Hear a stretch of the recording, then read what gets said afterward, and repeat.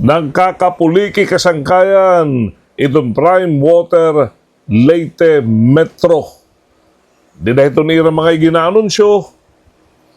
Damo ini nga mga tinututukan nira, ginta trabaho, pinapaspasan. So nga ditong pagbutangin mga pipe. Ngay tuyo, maparo pipe, serbisyo, norte nga napititong syudad. Ini nga mga pipe, ti kang dito may Pastrana, Tinmojos na Santa Fe, Salvacion, Nganhi, Hatakloban, target na maserbihan ni Mauro pa itong norte nga napit itong syudad.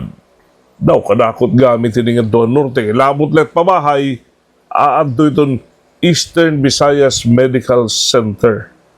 Dako, itpanginahanglan hintubig kada adlaw siring ni Dr. Jumiharo itong medical director.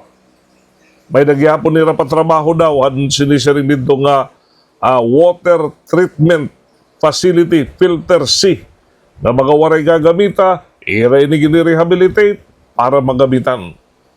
Nganduro na mo nga tubig nga mga bugwak, tipakan ni, makurukusog nga pressure. Nganan sinisiring na nga mga leakages sa mga water pipes. Ini gin patag-usa, nga gin tutol-tol, ginaayad, gin uukaban, gintatrabaho, gini-restore. So nagkakapuliki itilim WD nga mga trabahoon. Hausa nga tinguha, maparopay ito nira serbisyo ha mga water concessioners. Hinaot taliwat, diri nga limtan. It mga taga-dagami nga water concessioners. It mga taga-Pastrana, it mga taga-Santa Fe, it mga taga-Tabon, it mga taga-Tanawan, it mga taga-Tolosa. Puros naghihingit ang yapira, hinmauropay nga serbisyo tikang ha LMWD Prime Water. Ngan unta, kung mapupuydi, may nagyapon time frame.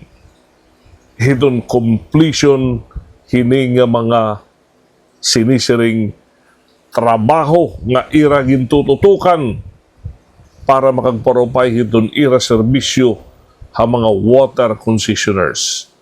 Kay kung ada itong time frame, itong pag-expect ng paghulat, itong publiko, diri ang sinisiring one to sawa. May na target, may na goal, may na period na titimaho na nga trabaho ng makakalaom, hinmauropay nga serbisyo ang mga tagkonsumo.